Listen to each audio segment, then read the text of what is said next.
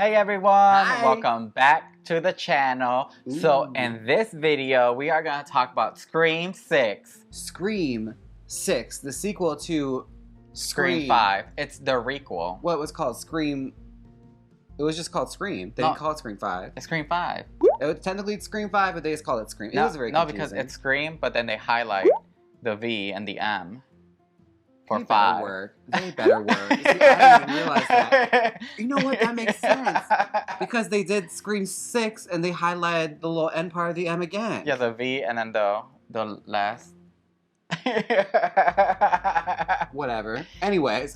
So yeah, we're gonna talk about Scream 6 because we literally just watched it yesterday.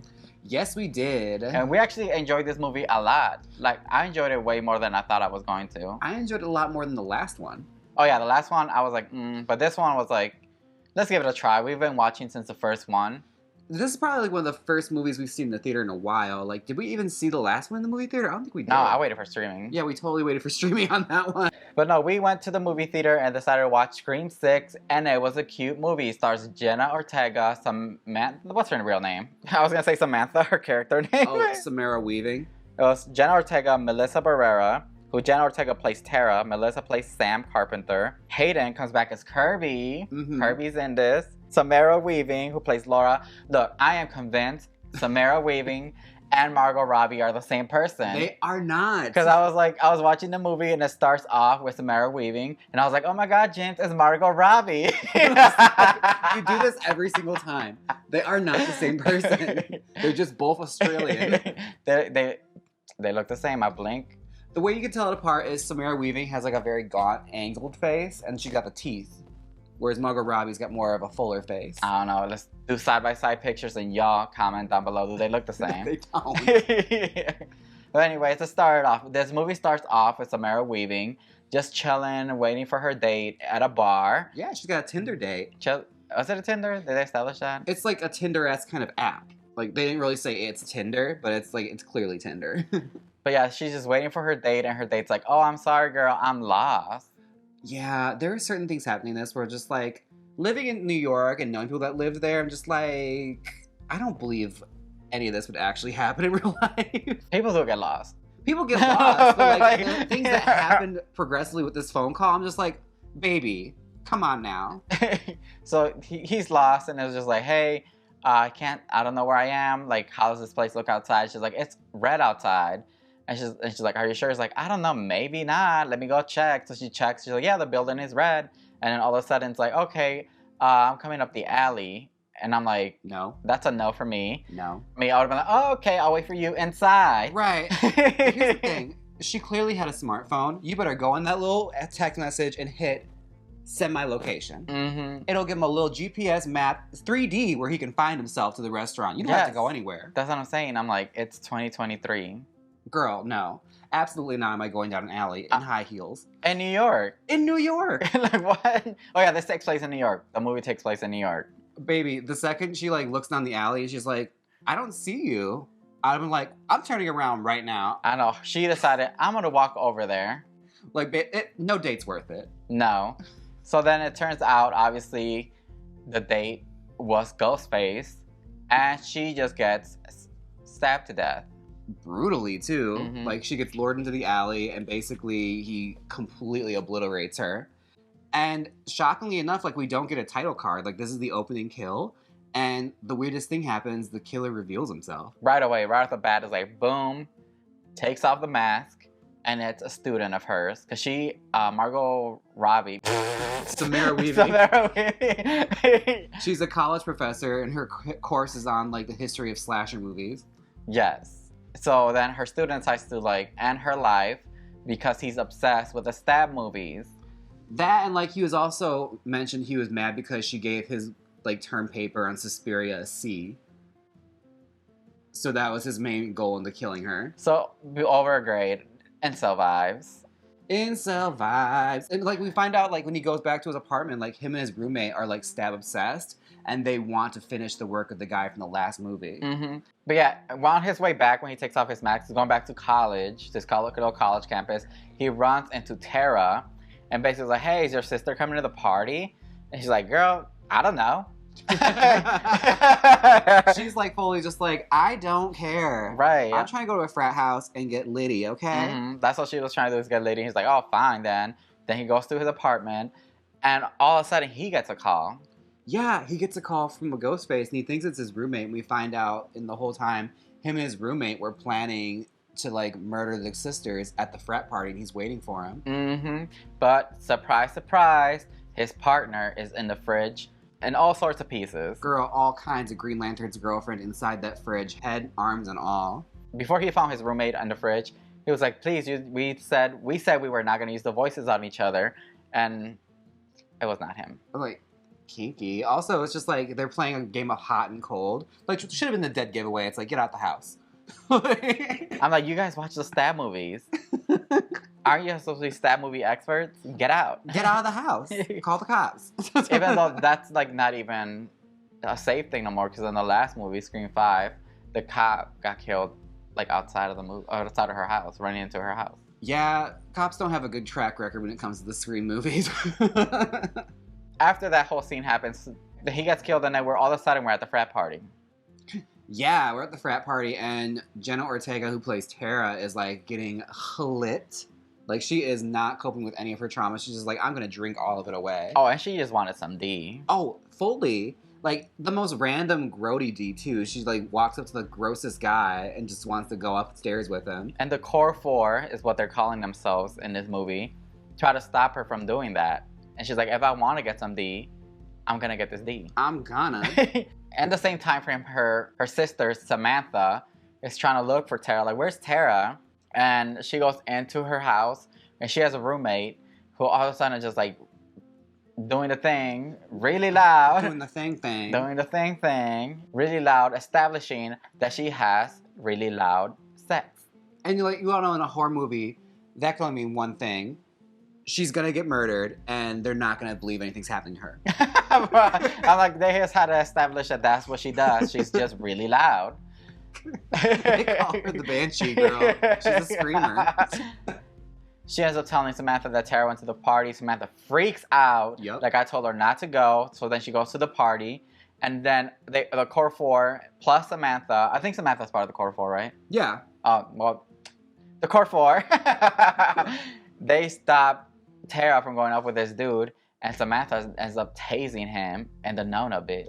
And Tara is so mad about this because she was just like, if I want to make mistakes, I want to make mistakes without you interfering. She's like, if I want to mess around with this a-hole, I can and I will. And I'm like, okay. Work? Work? I mean, weird stance to take, but okay. So yeah, they stop her from doing that. Oh yeah, but then after that, they leave the party because obviously buzzkill. Yeah. Tasting someone in the Nona bits. I'll be like, oh no, I'm getting out this party. People are getting tasted in the Nona bits. Oh hell no, not me. Yeah, so like they're walking through the campus, like get back to their apartment, and some random like tosses a drink on Samantha, calling her a murderer, establishing that like there's a rumor going around, a real ugly one, that she committed all the murders back in Woodsboro and she framed her ex-boyfriend. Mm-hmm. So they're trying to say, oh, Richie's innocent. It was her that did all this. So then all of a sudden she's like, buck up, square up. Samantha's like, square up. And then they catch a video of her, starts going online. The girl's friends, like her grody friends, block her and they just like walk away with her. Mm-hmm. I'm like, you're in New York. You should have scrapped with her. Mm-hmm. And New York, you know, they've seen worse. She threw a drink at you, so that's pretty much assault. And it's funny because later on in this movie, they use that against her. Yeah. Like in the news, like, oh my God, look, she's out of rage. I'm like, girl, you're in New York. People see that every day there. Oh, yeah. That's like not the worst thing that happens there. I mean, had she like stomped the girl into the ground on camera, and then she was out of control. She didn't stomp a mud hole in her though. But it's funny because in the nukes, they only show her reaction, not her getting water thrown at her. Mm-hmm. You see? You see what the media does? It's like become one of those conspiracy people. That's why I don't trust TV news. So yeah, the girls return home, and Tara confronts her roommate, asking, why would you send my sister over here? And she apologizes. Meanwhile, everything's interrupted because Samantha is being called down to this police station because her ID has been found at the murder scene. But like, meanwhile, before this happens, like they established that like Samantha's secretly seeing a man downstairs who like lives across the street from that. And what other movies have we seen him in? Wasn't he the lover in AJ and the Queen? I don't think so. Or am I thinking of the wrong person? I think you're thinking of someone else. But he looks similar. Well, you know what? Either way, we saw him somewhere.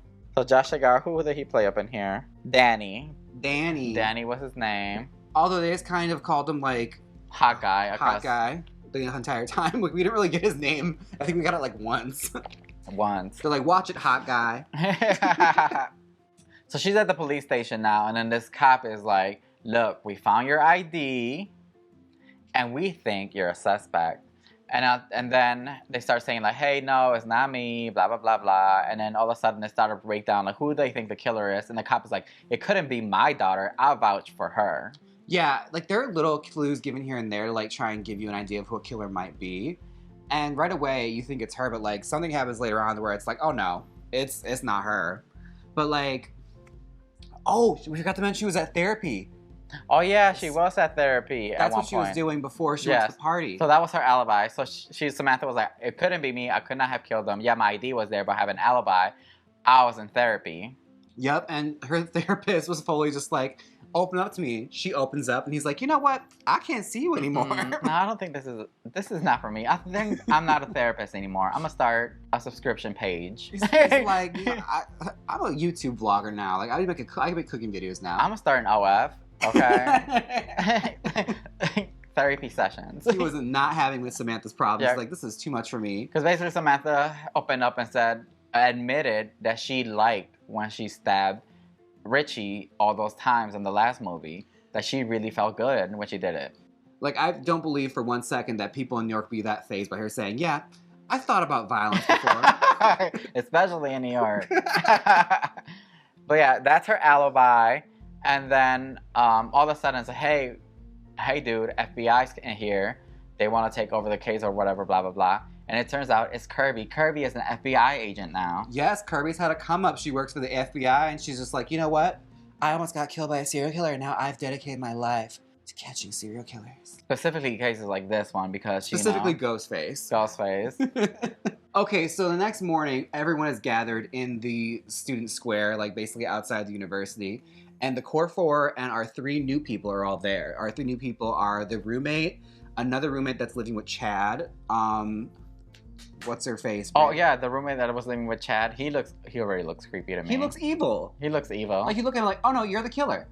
And like, and his sister's girlfriend, who was like, okay, come on, inclusion.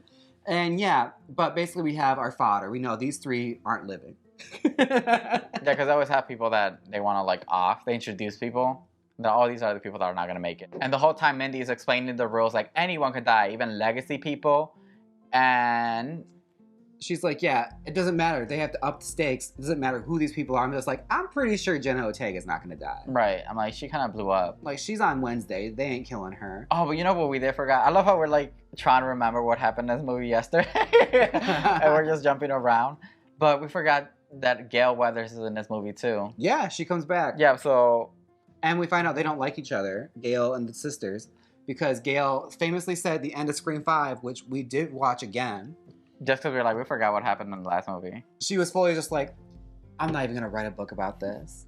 A year later, she's totally written a book about this. She wrote a book about that. Not only does she wrote a book, she also included the fan theories about Samantha in her book. And is surprised that they've taken umbrage with it. And the funny part is Samantha tries to like punch her and Gail Weathers is like, whoo, like the Matrix, like. She came in with the reflexes. She's like, I've been down here before. And then from the other side, Tara was just like, gotcha, bitch. Yeah, Tara from 3 points from downtown, just like, pop. And like, got her either way. Wait, where in the movie did that happen? Because I just remember that happening. But I'm gonna be honest with you guys. The only parts I remember are the ending. It was after the therapist died, I think. Because they come back and kill the therapist and steal her file. They do. And he gets killed in such a brutal way. Mm-mm. Like, he checks he's opening the door, they punch through the door and stab him in the eye.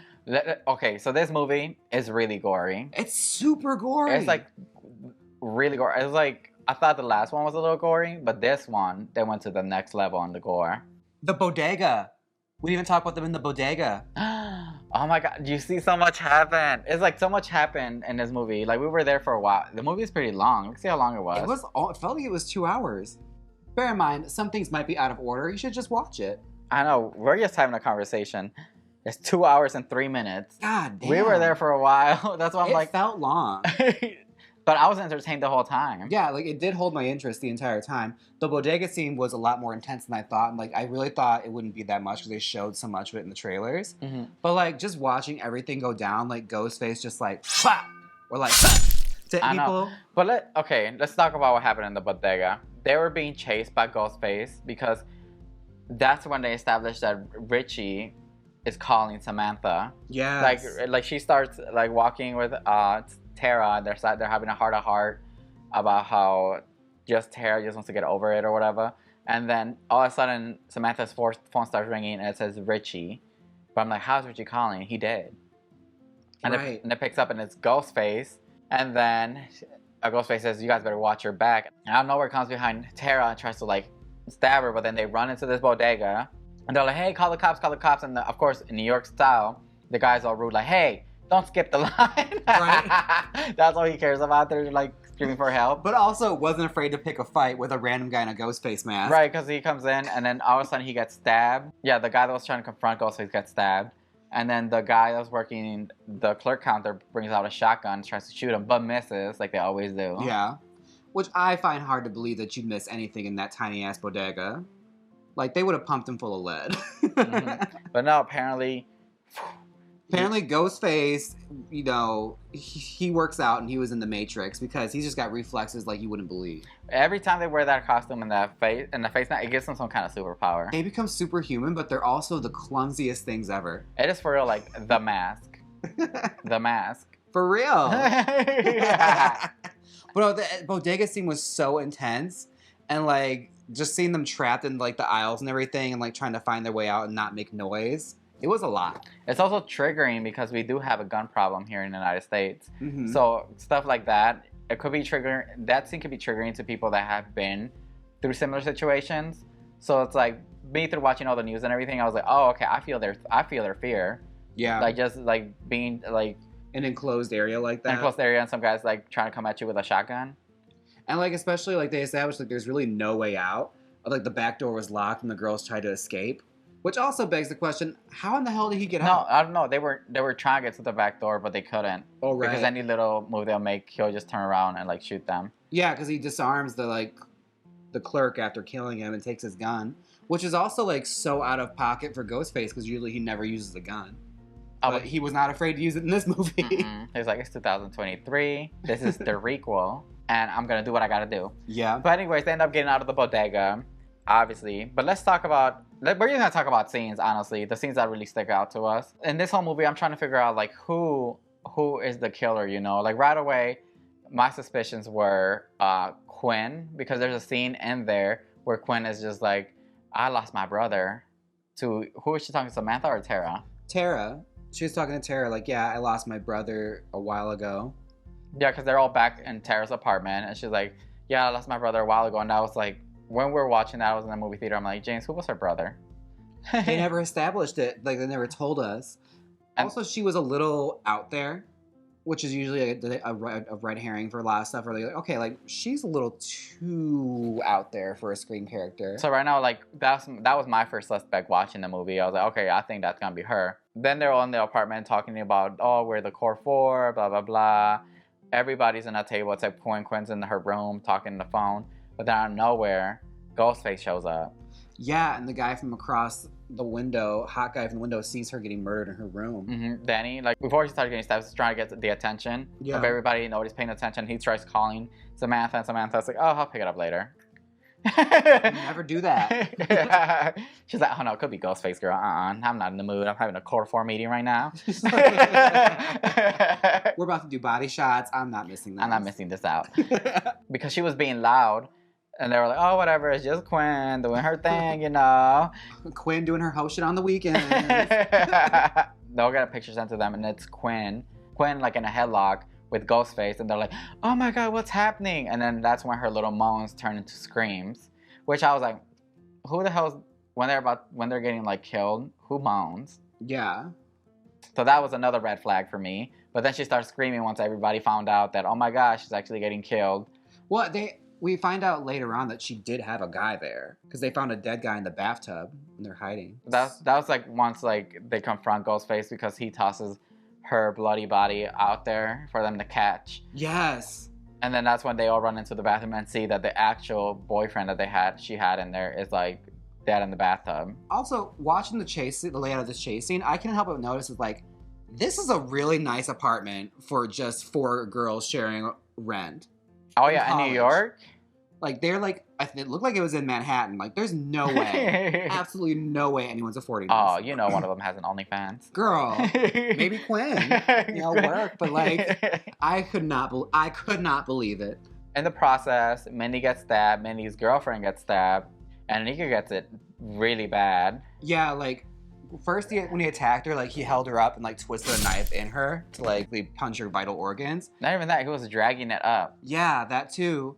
And they barricade themselves inside of Quinn's room, and the guy from across the way puts a ladder out the window for them all to crawl over, and Samantha gets through because Tara and Chad ran out to go get help and got locked out. So all those girls are trying to leave her room, and they have to climb across the ladder, and it's super intense, and 2 of the girls are fatally injured. But that's the thing that I wanted to bring up, because when Anika gets stabbed and it gets like dragged up, it's like she's just sitting like, oh my god, like it's just like a little puncture. Like, no girl, like don't move. Like, how are they moving?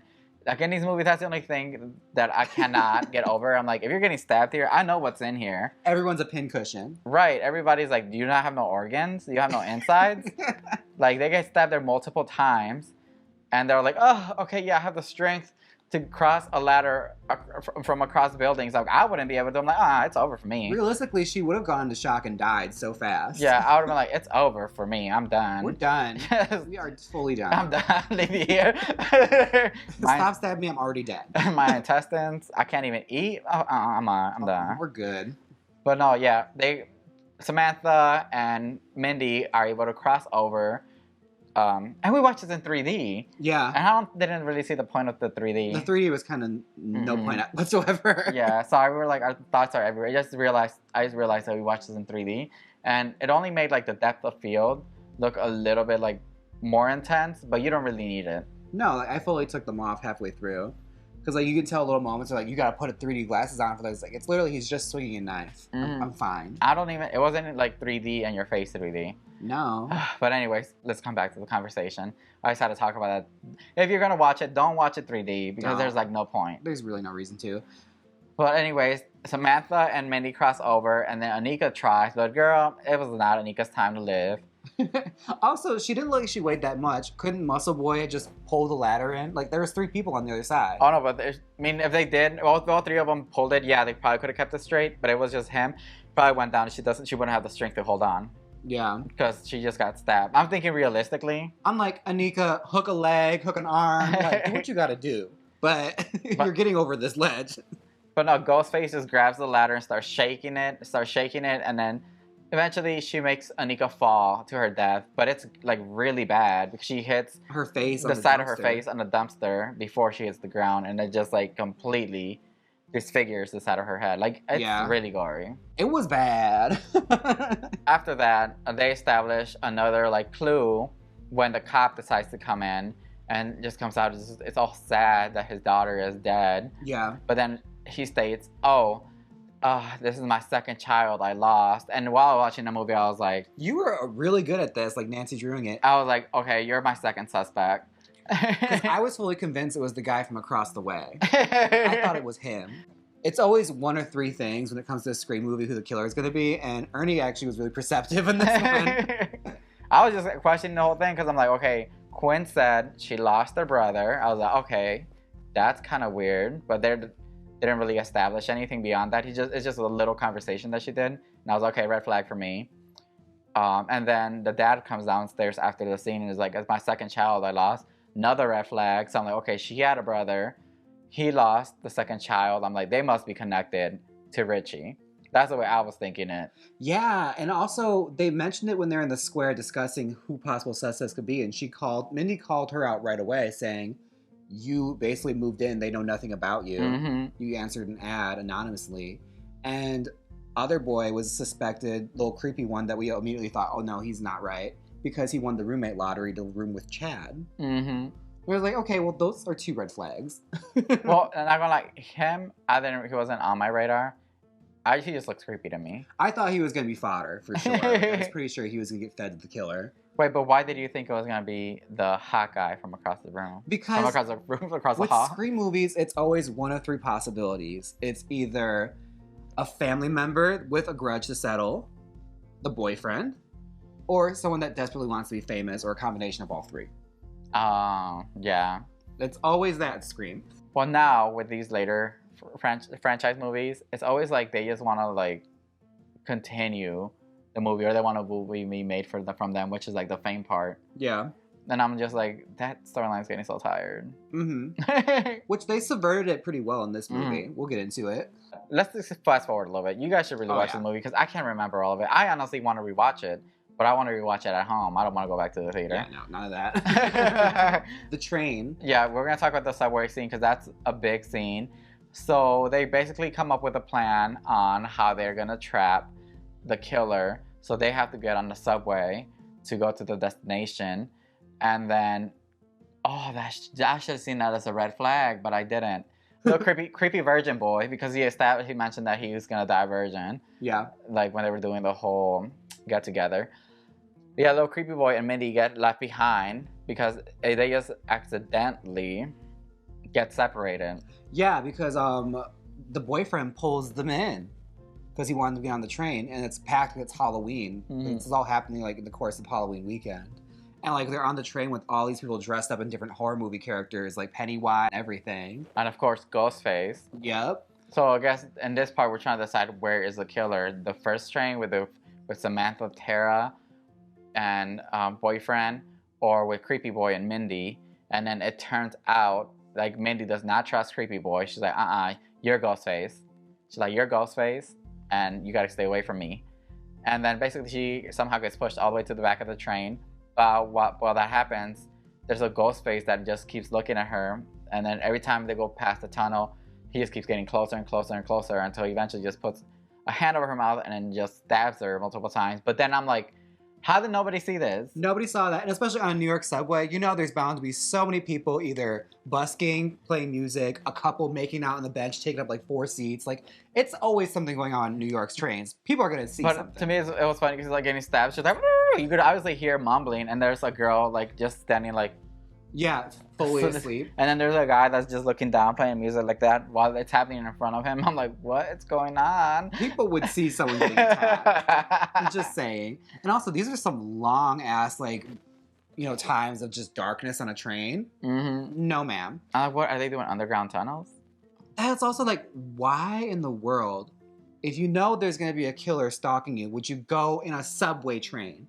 This is where you actually fork over a little money and take an Uber. Right. Take a taxi. Don't take the train. But Ubers will cost like $100. Maybe they didn't have $100. Girl, this is the time you sacrifice. But how Sell the book rights later. But how did they not have $100 when they have that big old apartment? That's what I'm saying. Like, you better just bank on the fact that you're going to get a movie option out of this. But then after that, Mindy, she gets dragged out. Like, oh, we need help. Creepy Boy helps her out. Then Mindy looks at Creepy Boy. Like, oh, I was wrong about you. You're not Ghostface. And I was like, oh, but that should have been a red flag to me because... Why wasn't he attacked? Yes. Oh, they are basically luring Ghostface back to an abandoned movie theater. And we find out late before that Gale Weathers figured out where it was based on the credit reports from the 2 guys that were murdered at the beginning of the film. Mm-hmm. So they find this big old shrine. A shrine. To all the screams. And you see all the stuff from Scream 1 through 5 in there, which in that universe is Stab 1 through 5. Yeah, it's like all memorabilia, but not just movie memorabilia. It's fully the stuff the killers actually wore, like a dark web kind of eBay situation. Like even just the killers, also the victims. Yeah. Which I do want to talk about this scene that kind of just took me back at the movie theater when they show what's his name, Dewey. Yeah. Dewey. Gail sees a drawing of Dewey and she just gets all emotional, like. Oh. But I'm like, how are you gonna get all reminiscent and emotional, happy emotional, when literally there's 2 pictures of him and below those 2 pictures is a drawing of him slaughtered. She was seeing what she wanted to see. Right? I was like, I will not be like making a happy face like, oh. Also, bear in mind, this is her life's work. She's written about all of this. Like, she's fully embroiled. I don't. That's the only thing that got me. She's like, oh, Dewey, and I'm like, you're having a happy reminiscent moment to his slaughtered body. That's the thing. They get over people's deaths so quick in these movies. Especially her when it comes to the scene where she gets attacked. Girl. Like, the way she got over her boyfriend's death. Oh my God, let's talk about it. So there's a point, there's a lot happened in this movie. A lot did. Oh my God. That's why we can't remember. We're trying to remember. Okay, but a lot happened. So basically, they're also trying to catch the killer, like at a park. Because they're like, Kirby says, I could track his phone in 15 seconds. So he calls her and then basically like, oh, you thought I wasn't thinking about this? I'm not at the park. I'm actually somewhere else. And they trace it and it's at Gail Weathers' house. How come they never believe there can be more than one killer? I don't know. Especially since there's been 2 in the past. Yeah. I'm waiting till the movie where there's like 4. Oh, you know it's coming. Right? There's 4 of them. Like all of them are in on it. But they trace it back to Gail Weathers, who lives in this clutch little apartment, like full-on penthouse. Sweet. It looks nice. She's there with her boyfriend, her new boyfriend. And she gets a call, and like Gail was on it. Like she was not messing around. She was not, because he called her and started threatening. And then I did not. Okay, let's talk about this. Is this Gail's first call? Yeah. Because he was telling Gail, I can't believe it took so long for me to do this, for you to receive a call, and basically start saying that, oh, she lived in the shadow of Cindy. Is that her name? Sydney. She lived in the shadow of Sydney, and how Sydney has always been the star, and she just has been like the co-star basically. And then she's like, can you hold? She fully star 69 his ass. Yeah, can you hold star 69 and turns around and just shoots, but of course misses. Ghostface ends up tossing his boyfriend through like the bookshelf, and I was thinking, I'm like, that has to be a really cheap bookshelf because it broke like that. And like that guy was huge. Like her boyfriend was like a jacked I'm bodybuilder. like, how did this person do this? That's what I'm saying. They get superpowers once they put the mask on. Also, with Gail, one thing that annoyed me about her, like being through like how many of these times she's been through these movies, why would you have a safe that's just not a touch code? I know. She's fully sitting here trying to get the gun. Like, girl, you know you have to know that combo like the back of your hand, like boop boop boop boop boop. No, she's like, what is it again? She's like making a beat, trying to get the code. At the end of that scene, Ghostface ends up getting her, the stabber, but Samantha and Tara actually make it because they steal the cop's car. And then turn on the sirens to make it there all the way. So they end up hitting it. What did they hit him with? They hit him with something. You know how it happens. They get hit really hard and they just somehow they're a track star. Girl, the second like adrenaline. That's the movie I want to see. Like the outtakes of like Ghostface running away from everything, just like parkouring down staircases and stuff. Right, the behind the scenes. No, true story. I'm Ghostface. True Hollywood story. He does all his own stunts. It's impressive. Yeah. Gail survives. Gail survives. She has a really weak pulse. They were like insinuating that she might die too, because it would have been like a shocker, like with Dewey and Scream 5. Spoilers, sorry, my bad, but I'm warned you at the beginning of the video. We already knew that. It's like, girl, you're not getting rid of Courtney Cox. She's literally the only character left from the original franchise that will come back. We're back in the lair, and they're basically questioning like how did they get a lot of this, because a lot of this is evidence, and that's where I got my other clue about the cop, because they were like, I was like, girl, it had to be a cop. Yeah. Like a dirty cop. Even Gail Weathers was like, it couldn't be none of you, and they point at Kirby and the cop, so you either question Kirby or Quinn's dad. Yeah, and like immediately I didn't suspect Kirby because it's just like she has no reason to. But that was my another red flag for Old Boy. And during that scene, Samantha, I don't know, she has some issues, girl. She keeps seeing her dad, Billy. Yeah, Skate Rower keeps pulling up in the mirror, fully Botox. Frozen faced girl. I'm gonna get to that. Okay, I'm not getting Botox now, but I'm gonna get there. I will get Botox one day, and I want my face to be like... A face like a porcelain plate, baby. Just like, whoa. Imagine me being 50 with just like a frozen face. Like, you can't... No, that's not my face at 50. But that's where I want to be. I mean, it's good to know that there's Botox in hell. Right. She just keeps seeing him. Basically... Billy's trying to be like, hey, girl. You should try killing it. It's sickening. It's sickening, girl. It's really fun. He was giving her the soft sell, too. He was like, baby, you want to have some fun? The killing, try it. I know, and then she like fully has her hand against the glass on his suit, and then here comes Sarah like, what are you doing? Girl, the F you doing? You are so weird. Girl, we're trying to catch this man. You're trying to become him? She was like shockingly cavalier about it. She's like, Sam, you are so weird. Alright, let's talk about the ending. Okay, so Kirby has laid a trap in the theater. Basically, it'll trap the killer inside the elevator so they cannot leave. And everyone is lured back there. And the boyfriend says he's going to wait. They make him wait outside because they don't trust him. So he's immediately taken out. Danny's out of the picture. It is the core four inside of the movie theater minus Mindy because she was stabbed. And Kirby. Kirby's there. Kirby's there. So yeah, all of them are there. And basically they're separated and like they're talking amongst each other. And then they get attacked while Tara and Chad are about to kiss. Yes, but before does that happen before or after? No, yeah, they get attacked, but then Samantha gets a call from the cop and says, don't trust Kirby. Kirby has not been with the FBI for 2 months. She got fired because she's going through some mental things. Things. She's been going on a downward spiral. So then I'm like, oh my God, Kirby, what are you doing? Right, and like they established earlier that this could possibly be a thing because he even asked a coworker to dig up anything he can on that agent.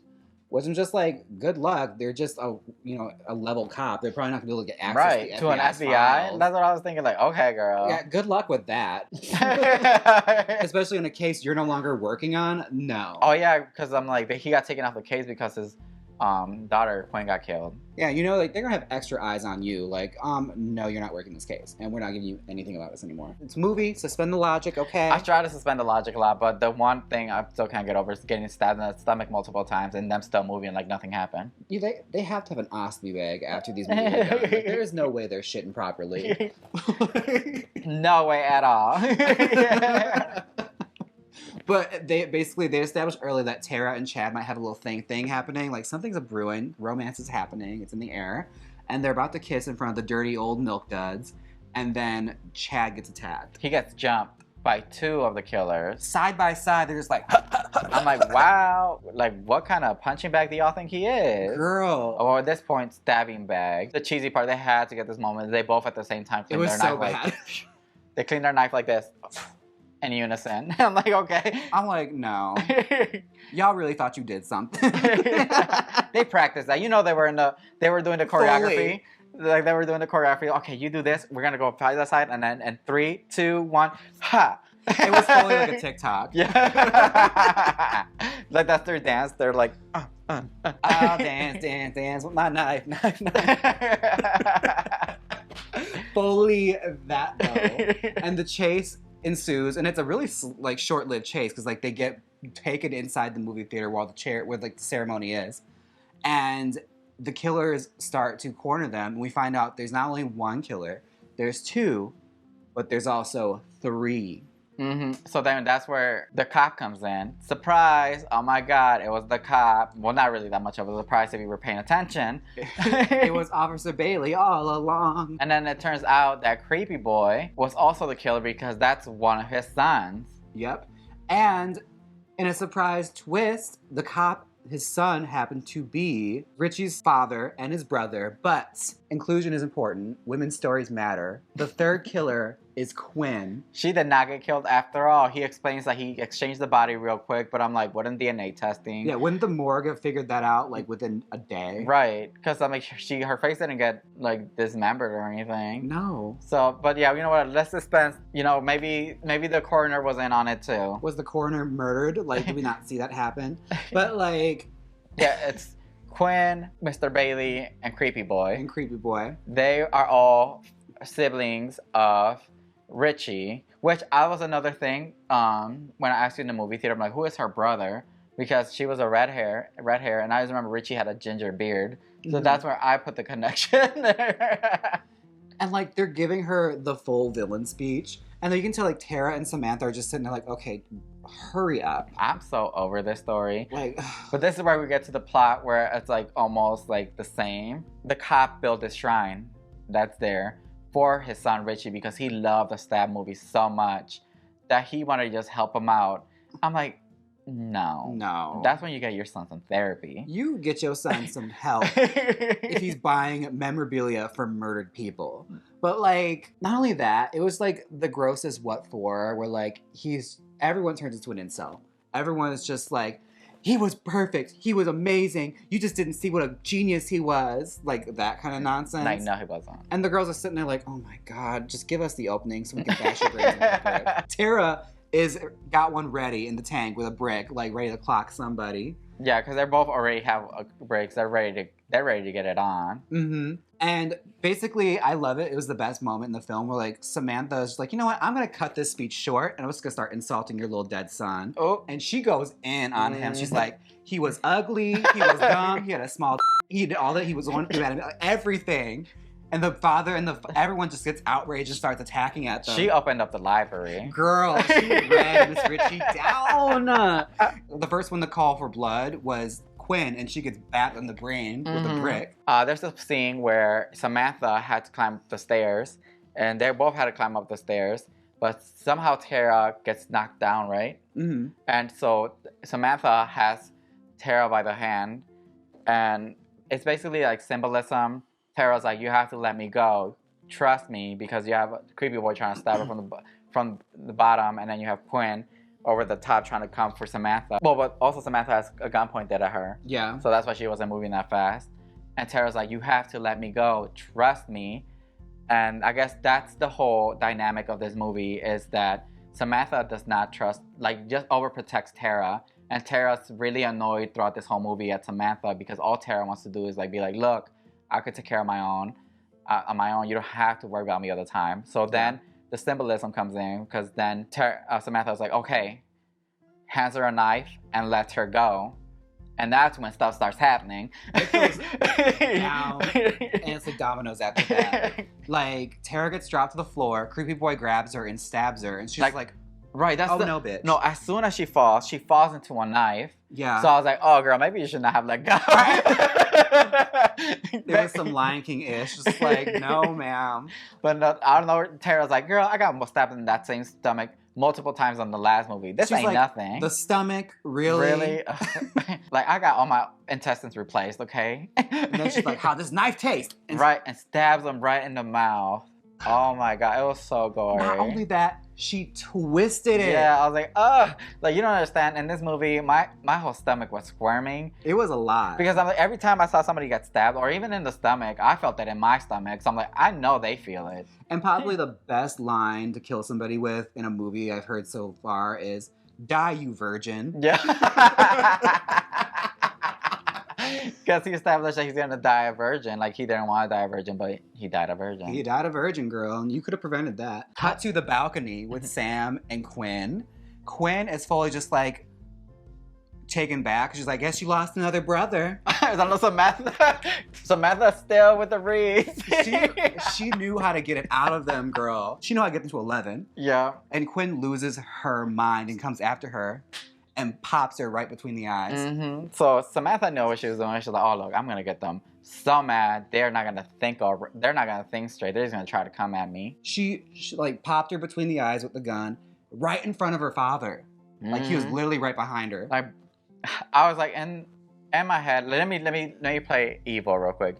If I was the cop, and that time, like, oh no, these girls got to go down. They killed my son, my other son, and now my daughter. You ain't got no family left. You know what, did they establish what happened to their mother? Maybe they have a mother. Maybe she'll come for Scream 7. Maybe. They'll keep this family alive. Mm-hmm. And then somehow they're all at the bottom. She comes after him and tackles him over the balcony, and they land on a display. Oh yeah. Oh my God. It was fully WWE up in here. She tried to shoot him and she was out of bullets. It was WWE up in here, like a tables, ladders, and chairs match. Like, they're in the balcony and then they just like toss over and then they fall. It became ECW so fast. It's like through the table. JR, throw the table. He's broken in half. Very that. And, like, he's knocked out and he wakes up and comes to, and he's all alone in there and gets a phone call. And Samantha was establishing earlier, like, oh, I think I'm gonna wear this outfit. Like, this Ghostface fit, it's working. And she fully gets in Ghostface drag. Mm-hmm.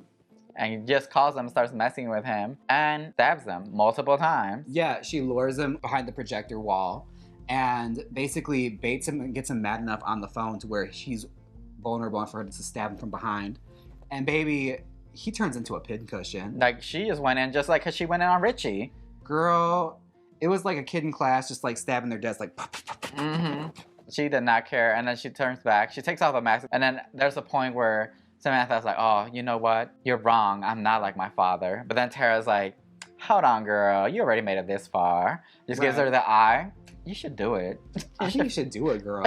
And then he just finishes it. She doesn't just finish it. She puts the knife in his eye. Yeah. It was so much. It was so crazy. That movie just made me squirm a lot. It was really gory. And like the ending is the girls are sitting on the stage, just like having a heart to heart, and they're just like, you know what? As I say in every Scream movie, the killer always comes back for one last try, and wouldn't you know, Creepy Boy comes up from the shadows, comes to try and charge at them, and gets shot in the side of the head by Kirby. Kirby's like, I saw it in the scary movie once. Sickening moment though, when she like killed Quinn, she said right to her father, you always gotta get him in the head. Super bitch. She was on it that night. She was on fire that night. Okay, let's just, now that we kind of reviewed the movie because we were all over the place. Yeah. It was a really long movie.